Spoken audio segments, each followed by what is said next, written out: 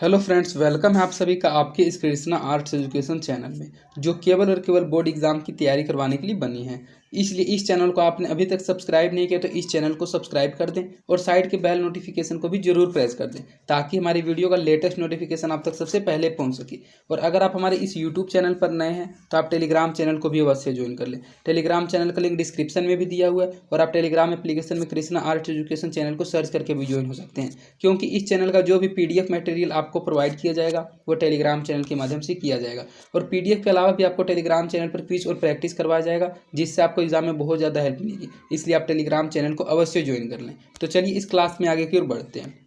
इसमें हम आपको क्लास 10th का इंग्लिश का crash course 500 plus important objective question with question bank का पार्ट 7 करवाने वाले हैं। हमने आपको बताया था कि हम इस क्रैश कोर्स में आपको टोटल 10 क्लास करवाएंगे, और अगर आप सिर्फ इन 10 क्लास को अटेंड कर लेते हैं तो आप 100% इंग्लिश के ऑब्जेक्टिव क्वेश्चन में बहुत अच्छा स्कोर कर पाइएगा। और यह उसका पार्ट 7 है, इसलिए अगर आपने इसका 1 से लेकर 6 तक के क्लास को अटेंड नहीं किया है तो आप डिस्क्रिप्शन में दिए गए लिंक इंग्लिश क्रैश कोर्स के प्लेलिस्ट में जाकर इसके 1 से लेकर 6 तक के क्लास को भी जरूर अटेंड कर लें। तो चलिए इसमें पार्ट 7 में आगे की ओर बढ़ते हैं।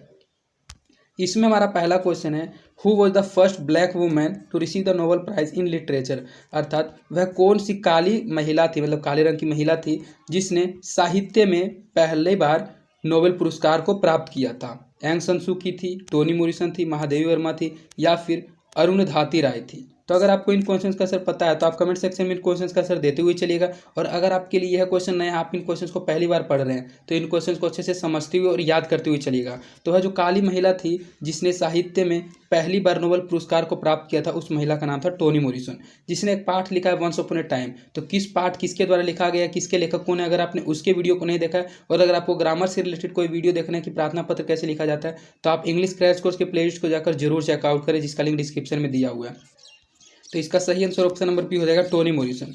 Who was the first black woman to receive the Nobel prize in literature. तो लिटरेचर साहित्य में जो पहली बार नोबेल पुरस्कार को प्राप्त करने वाली काली महिला थी वह टोनी मॉरिसन थी। तो इसका सही आंसर ऑप्शन नंबर बी हो जाएगा, Toni Morrison.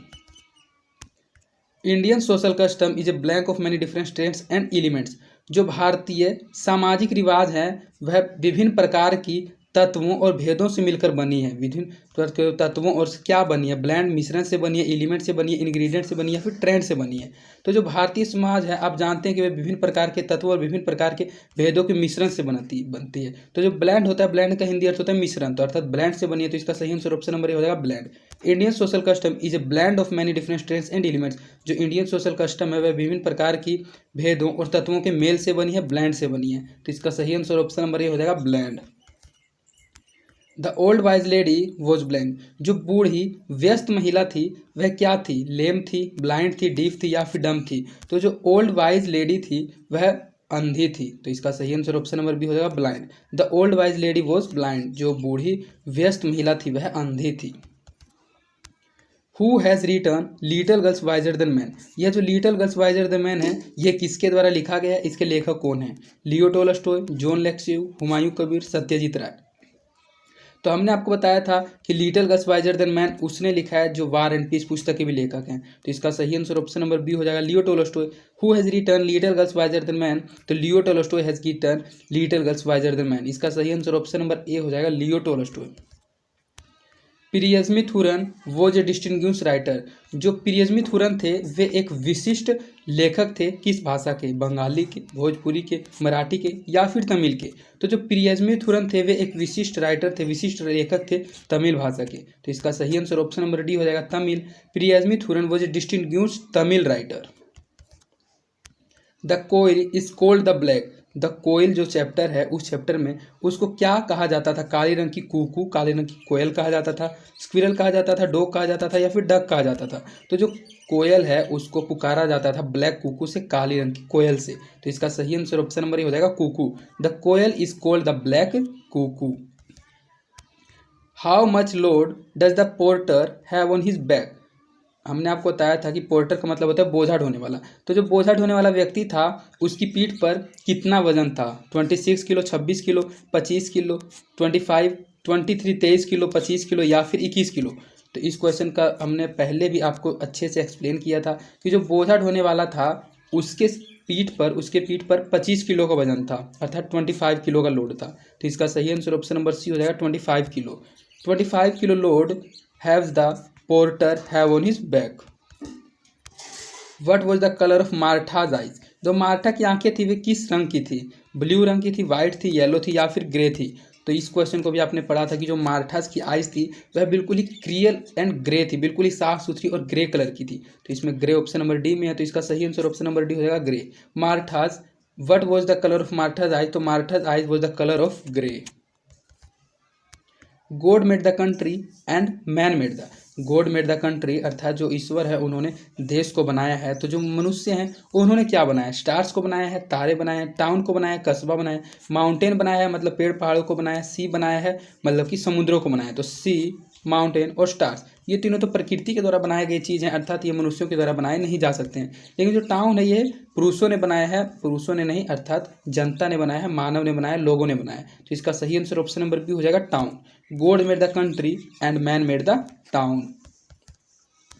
Alexander Pope was one of the greatest satirist of the early century, जो अलेक्जेंडर पोप थे वे एक महान सेरिटिस्ट थे किस शताब्दी के, 18वीं शताब्दी के, 19वीं शताब्दी के, 20वीं शताब्दी के या फिर 16वीं शताब्दी के। तो जो अलेक्जेंडर पोप थे वे एक बहुत ही महान सेट्रिस्टिस्ट थे, बहुत ही महान, सेट्रिस्टिस्ट का मतलब होता है ज्ञातवाता साहित्यवादी, ऐसा ही कुछ होता है। तो वे अर्ली सेंचुरी के थे अर्थात वे 18वीं सेंचुरी के थे, 18वीं शताब्दी के। तो इसका सही आंसर ऑप्शन नंबर हो जाएगा 18th।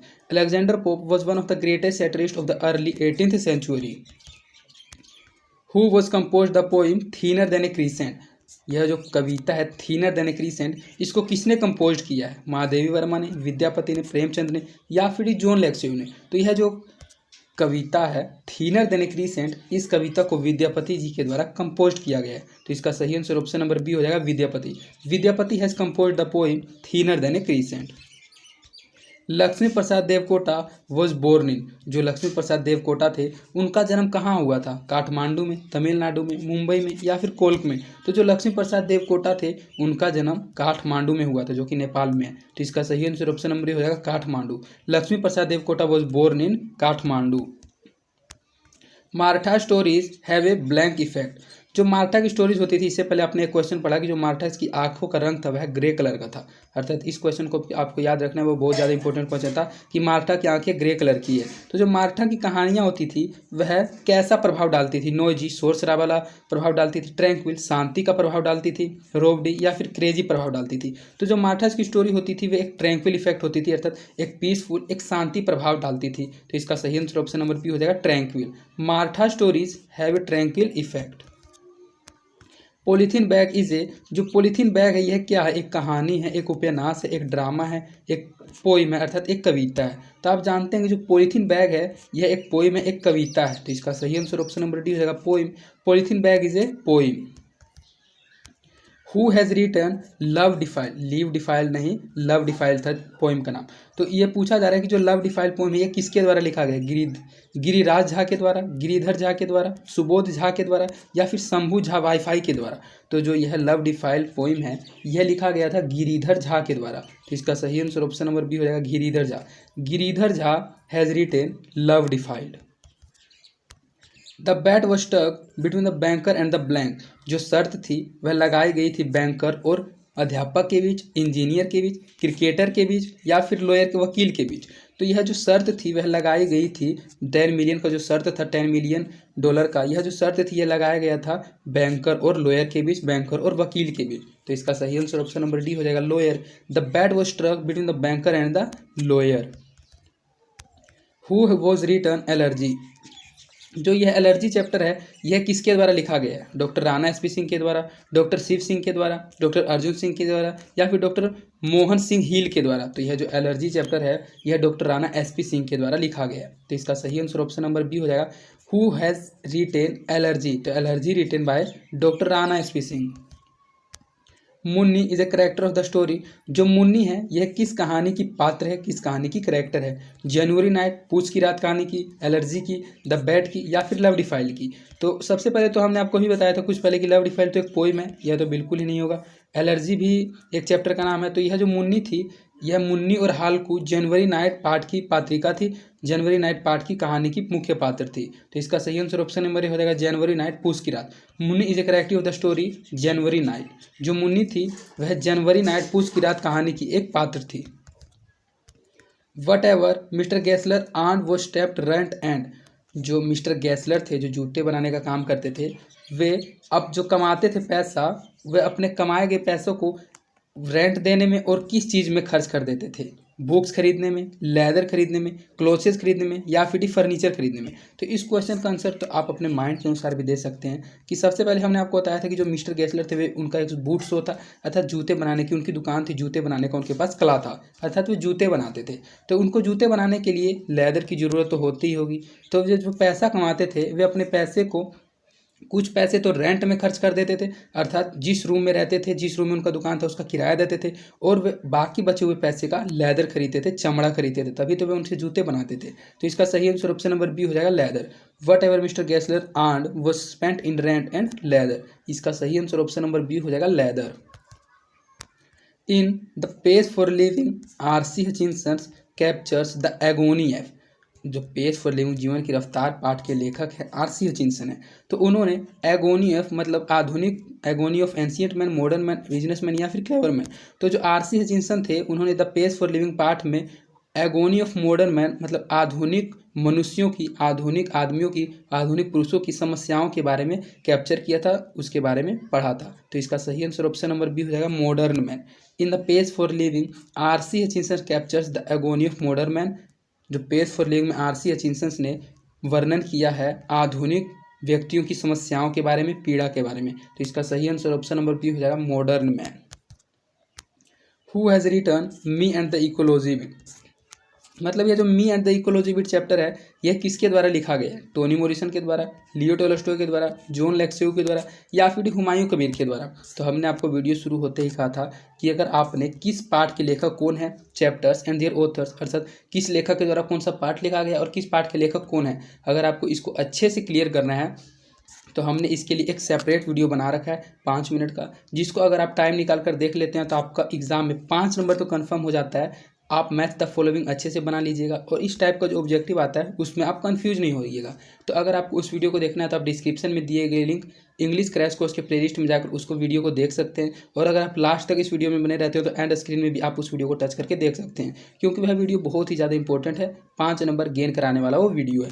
तो इसमें हम आपको बताते हैं कि जो me and the ecology bit है यह लिखा गया है, जो me and the ecology bit है यह जॉन लेक्सेव के द्वारा लिखा गया। तो इसका सही आंसर ऑप्शन नंबर सी हो जाएगा John Lexsev. John Lexsev has written me and the ecology bit. Mahadevi Varma was leading poets of Chhayavadi school and poetry in, जो महादेवी वर्मा थी वह एक लीडिंग पोएटेस थी, मुख्य कवित्री थी चयाबादी स्कूल की, ऑफ पोएट्री इन अर्थात किस भाषा की पोएट्री में, हिंदी में, उर्दू में, इंग्लिश में, या फिर मैथिली में। तो यह जो महादेवी वर्मा थी यह एक इंडियन वुमेन थी और यह एक इंडियन पोएटेस थी, और यह चयाबादी स्कूल में पोएट्री इन्होंने की थी हिंदी लैंग्वेज में। तो इसका सही आंसर ऑप्शन नंबर ये हो जाएगा Hindi. Mahadevi Varma was a leading poetess of the Chhayavadi school of poetry in Hindi. Gillu was put to eternal rest under the blank reaper, यह जो गीलू है, गीलू पाठ के लेखक महादेवी वर्मा थे और गीलू एक स्क्विरल का नाम है। तो इसमें पूछा यह जा रहा है कि जो वह स्क्विरल था, गीलू था, उसने अनंत आराम किस चीज़ की लता के नीचे किया था? मैरीगोल्ड की लता के नीचे, सनफ्लावर की लता के नीचे, रोज की लता के नीचे, या फिर संजूही की लता के नीचे, संजूही के पेड़ के नीचे। तो यह जो गीलू था इसने अनंत आराम किया था महादेवी वर्मा के बालकनी में, संजूही के क्रीपर में अर्थात संजूही के लता में, उसके नीचे। तो इसका सही आंसर ऑप्शन नंबर डी हो जाएगा Sanjuhi. Gillu was put to eternal rest under the Sanjuhi creeper. Which is the most potent and versatile art form, इन चारों में से ऐसा कौन सा कला है जो कि बहुत ही शक्तिशाली और बहुमुखी कला है? बहुत ज़्यादा शक्तिशाली और बहुमुखी कला है, पोटेंट एंड वर्जेटाइल, शक्तिशाली एवं बहुमुखी। क्रिकेट, सिनेमा, चेस, या फिर म्यूजिक, नहीं, यहाँ म्यूजिक होना चाहिए था। तो यह जो पोटेंट एंड वर्जेटाइल आर्ट है, बहुत ही शक्तिशाली और बहुमुखी कला है, वह सिनेमा वाली कला है। तो इसका सही आंसर ऑप्शन नंबर बी हो जाएगा सत्यजीत। यह जो क्वेश्चन है what is wrong with Indian film chapter से लिया गया है और उसके लेखक थे सत्यजीत राय। तो इस क्वेश्चन में पूछा यह जा रहा है कि इनमें से ऐसा कौन सा कला है जो कि सबसे ज़्यादा शक्तिशाली और बहुमुखी कला है? तो सिनेमा एक ऐसा कला है जो कि बहुत ही शक्तिशाली और बहुमुखी कला है। तो इसका सही आंसर ऑप्शन नंबर बी हो जाएगा cinema. When was the acceptance speech delivered, यह जो acceptance speech है यह भाषण कब डिलीवर्ड हुआ था, कब कब निकला था, कब प्रसिद्ध हुआ था? 1992 में। यह ऑप्शन नंबर ए ही यहाँ दे दिया गया है। 1992 में, 1993 में, 1991 में या फिर 1990 ईस्वी में। तो जो एक्सेप्टेंस स्पीच है इसको डिलीवर्ड किया गया था 1991 ईस्वी में, 1991 में। तो इसका सही आंसर ऑप्शन नंबर सी हो जाएगा 1991। Acceptance speech delivered in the 1991 century. The father of the old wise woman was a blank slave. जो ओल्ड वाइज वुमेन थी, बूढ़ी व्यस्त महिला थी, वह सबसे पहले तो अंधी थी। इससे पहले आपने क्वेश्चन में पढ़ लिया। तो यह जो ओल्ड वाइज वुमेन थी उसके जो पिता थे वे कहाँ के गुलाम थे, कहाँ के स्लेव थे? अमेरिका के गुलाम थे, ब्रिटिश के गुलाम थे, इंडियन के गुलाम थे, भारतीयों के गुलाम थे, या फिर चाइनीज चीनी लोगों के गुलाम थे? तो ये जो ओल्ड वाइज वुमेन है उनके जो पिता थे वे एक अमेरिकन गुलाम थे, अमेरिका में एक ब्लॉक गुलामी कर रहे थे। तो इसका सही आंसर ऑप्शन नंबर ए हो जाएगा American. The father of old wise women was a block American slave. The blank were regarded as the earliest invaders of India. अर्थात इनमें से किन को भारत के प्रथम आक्रमणकारियों के रूप में माना जाता है? ग्रीक को भारत का प्रथम आक्रमणकारी माना जाता है, भूटानी को, आर्यंसा को, या फिर नेपाली को? तो यह क्वेश्चन लगता है 3 से 4 बार रिपीट हो गया और यह बहुत ज़्यादा इंपॉर्टेंट क्वेश्चन है कि जो आर्यंस थे वही उन्हीं को भारत का प्रथम आक्रमणकारी माना जाता है। तो इसका सही आंसर ऑप्शन नंबर सी हो जाएगा Aryans were regarded as the earliest invaders of India. A polythene bag is a blank for the environment. जो पॉलीथीन बैग है, जो प्लास्टिक होती हैं, वे वातावरण के लिए, इन्विरोनमेंट के लिए कैसी है? यूज़फुल है, बहुत ही लाभदायक है, इको फ्रेंडली है, हार्मलेस है, या फिर हार्मफुल है? मतलब हार्मलेस, हानि उससे नहीं होती है, इको फ्रेंडली और या फिर यूज़फुल है? तो आप इस क्वेश्चन का आंसर स्वयं भी दे सकते हैं कि जो पॉलीथीन बैग है, जो प्लास्टिक है, वह हमारे वातावरण के लिए, वह हमारे इन्विरोनमेंट के लिए बहुत ज़्यादा हार्मफुल है, बहुत ज़्यादा हानिकारक है। तो इसका सही आंसर ऑप्शन नंबर डी हो जाएगा harmful. Polythene bag is harmful for the environment. Two little girls from different happened to meet in the lane between two homesteads। जो दो छोटी लड़कियां थी वे भिन्न भिन्न किन चीज़ों में मिलती थी? हाउसेज, भिन्न भिन्न 2 घरों में मिलती थी, भिन्न भिन्न 2 मंदिरों में, चर्च में, या फिर मॉस्क्वीज में? तो जो 2 लड़कियां थी वे भिन्न भिन्न प्रकार के 2 घरों में मिलती थी और लेन बिटवीन 2 होमस्टेड्स। तो इसका सही आंसर ऑप्शन नंबर हो जाएगा houses. 2 little girls from different houses happen to meet in the lane between 2 homestead. तो इसका सही आंसर ऑप्शन नंबर ए हो जाएगा houses. Okyola and Malasa took off their and stock. जो ओक्योला एंड मलासा है, 2 little girls chapter का ये नाम है, उन दोनों लड़कियों का यह नाम है। एक का नाम था ओक्योला और एक का नाम था मलासा। तो ओक्योला एंड मलासा ने अपनी उड़ान भरी थी किस चीज़ से? हैंडकरचीफ से, रुमालों से, शूज से, जूतों से, हेयर बैंड से, या फिर बैग से? तो जो 2 लिटल गर्ल्स थी ओक्योला एंड मलासा, उन्होंने अपनी उड़ान भरी थी जूतों से। तो इसका सही आंसर ऑप्शन नंबर बी हो जाएगा shoes. Okyola and Malasa took off their and stock shoes. In the poem Ode on Solitude, the poet draws a beautiful picture of a blank man। यह जो पोइम है, यह जो कविता OD on solitude, उसके जो कवि हैं उन्होंने एक बहुत ही सुंदर चित्र बनाया है। किस व्यक्ति का? बहुत ही दुखी व्यक्ति का, बहुत ही सैड व्यक्ति का, बहुत ही खुशी व्यक्ति का, या फिर बहुत ही क्रूर ईर्ष्याशील व्यक्ति का? तो जो ओडी ऑन सोलिट्यूड कवि है, ओडी ऑन सोलिट्यूड कविता के कवि हैं, उन्होंने एक चित्र बनाया था बहुत ही खुश व्यक्ति का, हैप्पी मैन का। तो इसका सही आंसर ऑप्शन नंबर सी हो जाएगा happy. In the poem ode on solitude the poet draws a beautiful picture of a happy man. When a polythene bag is blank it makes a squeaky noise. अर्थात जब आप polythene bag को, कब polythene bag एक बहुत ही squeaky noise, कर्कश सी आवाज़ निकालती है? जब आप उसको जलाते हैं, जब आप उसको छूते हैं, जब आप उसको ब्रीड करते हैं, या फिर जब आप उसको गर्म करते हैं? तो आप जानते हैं कि जब आप पॉलीथीन बैग को छुएंगे तो वह कर्कश सी आवाज़ निकालेगी। तो इसका सही आंसर ऑप्शन नंबर बी हो जाएगा touched. When a polythene bag is touched, जब पॉलीथीन बैग को छुआ जाता है तब वह एक स्क्वीकी नॉइज निकालती है। तो इसका सही आंसर ऑप्शन नंबर बी हो जाएगा टच्ड। मेरे स्टेशन पहुंचने से पहले गाड़ी खुल चुकी थी। इससे पहले जो आपका सभी क्वेश्चन था वो आपका सिलेबस से रिलेटेड क्वेश्चन था, और अब आपके जो क्वेश्चन आएंगे वे ग्रामर से रिलेटेड क्वेश्चन आएंगे। इसलिए आपको ग्रामर पर भी फोकस करना है, क्योंकि 50 मार्क्स, करीब 35 मार्क्स ग्रामर से ही रहता है। और इसमें पूछा यह जा रहा है कि मेरे स्टेशन पहुंचने से पहले गाड़ी खुल चुकी थी, यह ट्रांसलेशन है। मेरे स्टेशन पहुंचने से पहले गाड़ी खुल चुकी थी। The train had started before I came. The train had started before I reach the station. Before I reach the station यह है तो बिल्कुल ही नहीं होगा। Train had started before I reach the station. The train had started before I reached the station, क्योंकि यहाँ second form है started, तो यहाँ भी सेकंड फॉर्म ही होगा, तो यह हो सकता है। The train has started, had का यूज नहीं होगा। नन ऑफ दिस तो बिल्कुल ही नहीं होगा। तो इसका जो सही ट्रांसलेशन हो जाएगा option number B, the train had started before I reached the station. मेरे स्टेशन पहुँचने से पहले गाड़ी खुल चुकी थी। तो आपको इसमें पता कैसे चलेगा कि सही ऑप्शन कौन सा है? तो सही ऑप्शन देखने के लिए जो हेड के पास अगर बाद में V2 आता है तो उसके बाद आगे भी V2 ही आएगा। स्टार्टेड आया तो रीच्ड ही आएगा। तो इसका सही आंसर ऑप्शन नंबर बी हो जाएगा, the train had started before I reached the station. मैं तैरना जानता नहीं हूँ, यहाँ जानता होगा, टाइपिंग में मिस्टेक है। मैं तैरना जानता हूँ, I know how to swim. मैं तैरना जानता हूँ कि तैरा कैसे जाता है। I know how to swim, I knew how to swim. I am no, I के साथ एम तो लगेगा लेकिन I am no how to swim यह बिल्कुल ही गलत हो जाएगा। नन ऑफ दिस तो होगा ही नहीं। तो इसका जो सही ट्रांसलेशन हो जाएगा वह ऑप्शन नंबर ए ही है, क्योंकि सिंपल सेंटेंस है। मैं तैरना जानता हूँ, I know how to swim. मैं जानता हूँ कि कैसे तैरा जाता है। तो इसका सही आंसर ऑप्शन नंबर ए हो जाएगा, I know how to swim. तैरना एक कला है, यह भी पिछले क्वेश्चन से रिलेटेड ट्रांसलेशन है कि जो तैरना है यह एक कला है। Swimming is an art, swimming is an art. Swimming are an art गलत हो जाएगा, क्योंकि तैरना एक सिंगुलर सेंटेंस है तो आर का यूज नहीं होगा। स्विमिंग इज एन आर्ट हो सकता है, स्विमिंग इज ए आर्ट यह नहीं होगा, क्योंकि आर्ट के साथ एन का यूज होगा। आर्टिकल आप पढ़े होंगे तो आपको पता होगा कि आर्ट के साथ एन का यूज होता है, और नन ऑफ दिस तो होगा ही नहीं। तैरना एक कला है तो इसका सही ट्रांसलेशन ऑप्शन नंबर बी हो जाएगा, तैरना एक कला है, swimming is an art. Committee, इसके बाद आपका करेक्ट स्पेल्ड। एग्जाम में आपका 3 से 4 करेक्ट स्पेल्ड जरूर रहेगा, और अगर हम जिन जिन करेक्ट स्पेल्ड को पढ़ाते हैं अगर आप सिर्फ उन्हीं को ध्यान रखिएगा तो आप 100% इंग्लिश में करेक्ट स्पेल्ड को जरूर सही करके आइएगा। एग्जाम में बहुत ही इजी करेक्ट स्पेल्ड आता है। तो इसमें कमिटी का करेक्ट स्पेल्ड देखना है। तो कमिटी का जो स्पेलिंग होता है वह होता है COMMITTE। उसमें डबल एम भी होता है, डबल टी भी होता है, डबल TE भी होती है। तो COMMITTE यह सही है। COMM नहीं है, गलत हो जाएगा। COMMITT नहीं है इसमें, यह भी गलत हो जाएगा, और नन ऑफ दिस तो होगा ही नहीं। तो इसका जो करेक्ट स्पेल्ड हो जाएगा वह ऑप्शन नंबर ए हो जाएगा, कमिटी। कमिटी में आपको सिर्फ इतना ध्यान रखना है कि उसमें एम भी डबल होता है, टी भी डबल होता है, और ई भी डबल होता है। तो COMMITTE, तो इसका सही आंसर ऑप्शन नंबर ए हो जाएगा। जेन्यून, यह आपको संकेत दिया गया कि जेन्यून का आपको करेक्ट स्पेल बताना है। जेन्यून का मतलब होता है वास्तविक। जेन्यून का स्पेलिंग आपको इजीली याद रखना है, GENUINE, जेन्यून। GENUINE सही है। GENN नहीं होगा, GENUINN हो गया, यह भी गलत हो जाएगा। तो इसका जो सही करेक्ट स्पेल्ड सही स्पेलिंग होगी वह होगी GENUINE। तो इसका सही आंसर ऑप्शन नंबर ए हो जाएगा, GENUINE, जेन्यून। ऑडिटोरियम, जो ऑडिटोरियम होता है उसमें प्रदर्शन होता है, कला होते हैं। तो ऑडिटोरियम का जो सही स्पेलिंग होता है ऑडिटोरियम, AUDIODTORIUM UM।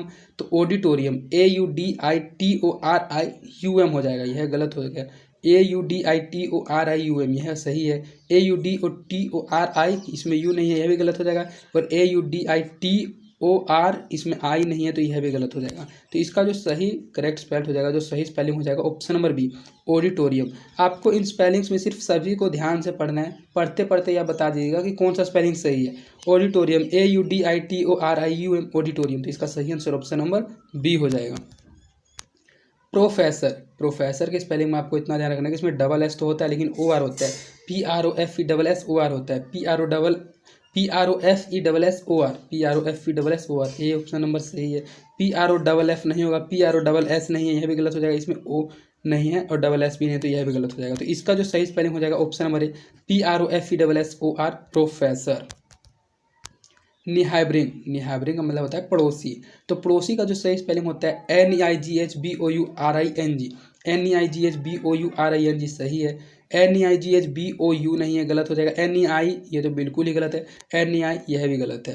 तो निहाइब्रिंग का स्पेलिंग जो सही होता है NEIGH, निहाई, BOURING, निहाइब्रिंग। तो इसका सही आंसर ऑप्शन नंबर ए हो जाएगा, निहाइब्रिंग। अब आपको बनाना है कुछ she was loved by father, कुछ वॉइस। वॉइस में यह एक्टिव वॉइस दिया गया है और आपको she was loved by passive voice दिया गया और आपको एक्टिव वॉइस इसका बनाना है। तो she was loved by her father, उसको अपने पिता के द्वारा प्यार किया जाता है।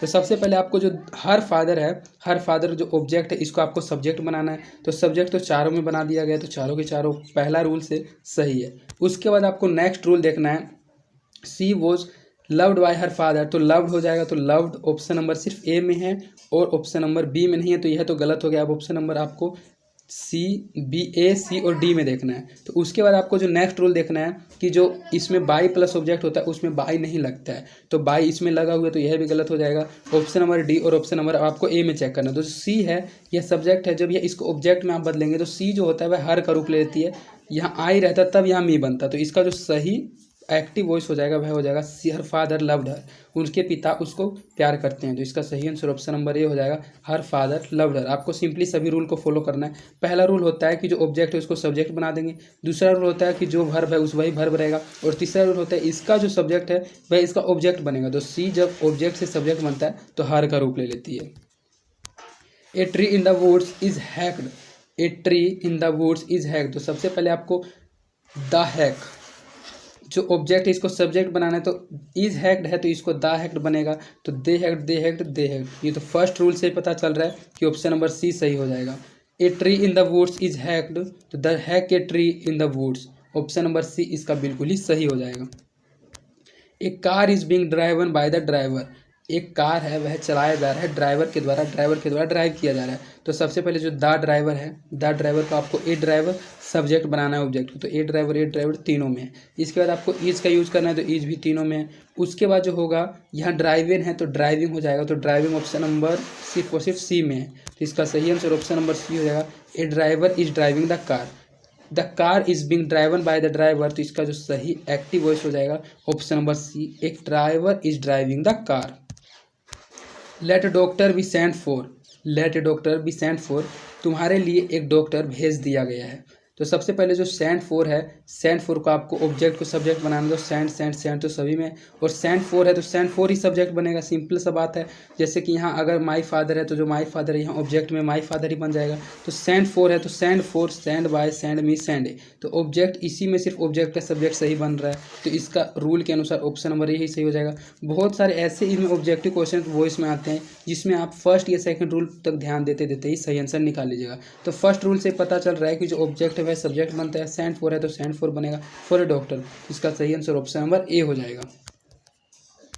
Ram say to Mohan stand up on the bench, इसके बाद आपका कुछ नरेशन है, नरेशन भी आपको पढ़ना बहुत जरूरी है। कि राम ने मोहन को कहा कि तुम अपने बेंच पर खड़े हो जाओ, तो Ram say to Mohan stand up the bench, तो राम जो है उसने ऑर्डर दिया कि तुम अपने बेंच पर खड़े हो जाओ। सेंटेंस से आपको पता चलना है कि किस प्रकार का सेंटेंस है, ऑर्डर वाला सेंटेंस है, रिक्वेस्ट वाला सेंटेंस है, या फिर किसी प्रकार का प्लीज या काइंडली वाला सेंटेंस है। तो जो राम से टू मोहन उसने ऑर्डर दिया stand up on the bench, कोई अगर किसी को खड़ा होने के लिए कहेगा या बैठने के लिए कहेगा तो वह ऑर्डर ही देगा। तो Ram order Mohan to stand up on the bench, Ram और said to Mohan, said to है तो सबसे पहले तो आपको ध्यान रखने के सिंपल सेंटेंस भी रहेगा तो सेड टू टोल्ड में चेंज होगा, तो टेल्ड तो किसी में भी नहीं है, तो उस रूल के अनुसार भी और इस सेंटेंस के समझने के रूल से भी यही बनेगा option number A, Ram order Mohan to stand on the bench, इसका सही आंसर ऑप्शन नंबर ए हो जाएगा।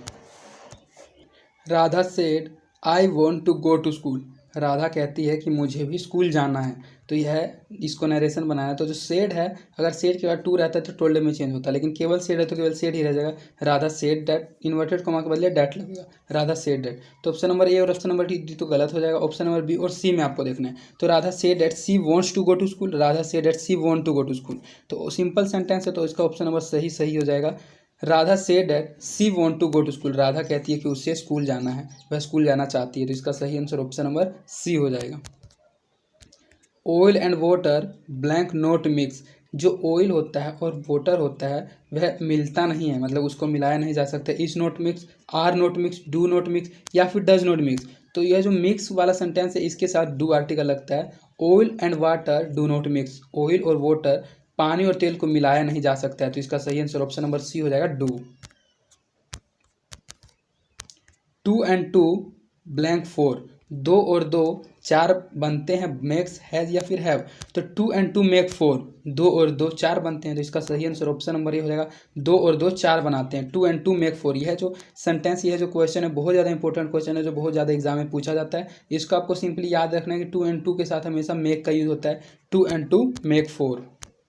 The rich blank happy, the rich से संबंधित ये जो द रिच है इससे पता चलता है जितने भी अमीर लोग हैं सभी के बारे में बात किया जा रहा है। अगर किसी भी सेंटेंस के आगे जैसे पुअर है, जैसे रिच है, जैसे ब्लाइंड है, अगर उसके आगे द लगा दिया जाता है तो द से उसकी पूरी जाति का बोध हो जाता है। अगर आप पुअर बोल रहे हैं तो पता चलेगा एक लड़का के बारे में कि वह लड़का गरीब है। अगर द पुअर रहे तो जितने भी गरीब लोग हैं सभी के बारे में, अर्थात यह प्लुरल सेंटेंस बन जाता है, बहुवचन वाक्य बन जाता है। तो द रिच इज हैप्पी, अभी हमने आपको बताया कि यह प्लुरल बन जाएगा तो इज का यूज होगा नहीं, आर का यूज हो जाएगा। तो इसका सही आंसर ऑप्शन नंबर बी हो जाएगा are. The rich are happy, जो अमीर लोग होते हैं वे खुश होते हैं। द रिच आर हैप्पी, यह प्लुरल सेंटेंस है, बहुवचन सेंटेंस है, इसीलिए इसके लिए प्लुरल वर्ब यूज होगा। Please give me blank useful gift, कृपया करके मुझे एक उपयोगी पुरस्कार दो। Please give me a useful gift, an useful gift, the useful gift या फिर नो आर्टिकल। तो please give me simple sentence है तो ए का यूज होगा। Please give me a useful gift, मुझे एक, कृपया करके मुझे एक उपयोगी उपहार दो। तो इसका सही आंसर ऑप्शन नंबर ए हो जाएगा ए। तो इस प्रकार आपका इस वीडियो में 50 ऑब्जेक्टिव क्वेश्चंस कंप्लीट करा दिया गया, जो भली भांति आपको अच्छे से समझ आया गया होगा और ये एग्जाम के दृष्टिकोण से बहुत ही ज़्यादा इंपॉर्टेंट क्वेश्चंस थे। और यह हमारे क्रैश कोर्स का पार्ट 7 था। इसके बाद इसका 3 पार्ट और लाया जाएगा। और अगर आप इन सिर्फ 10 क्लास को अटेंड कर लेते हैं क्रैश कोर्स के तो आप 100% इंग्लिश के ऑब्जेक्टिव क्वेश्चन में बहुत अच्छा स्कोर कर पाइएगा। और अगर आपको ग्रामर से रिलेटेड किसी प्रकार का कोई दिक्कत है तो आप क्रैश कोर्स के प्लेलिस्ट में जाकर ग्रामर से रिलेटेड वीडियो को देखना भी जरूर शुरू कर दें। और अगर आपको हमारी वीडियोस पसंद आती है तो आप अपने दोस्तों के बीच इन वीडियोस को जरूर शेयर करें और आप हमारे वीडियोस को लाइक भी जरूर करें, इससे हमारा मोटिवेशन बना हुआ रहता है। तो आज के लिए इतना ही, धन्यवाद। मिलते हैं आपसे नेक्स्ट वीडियो में। We'll be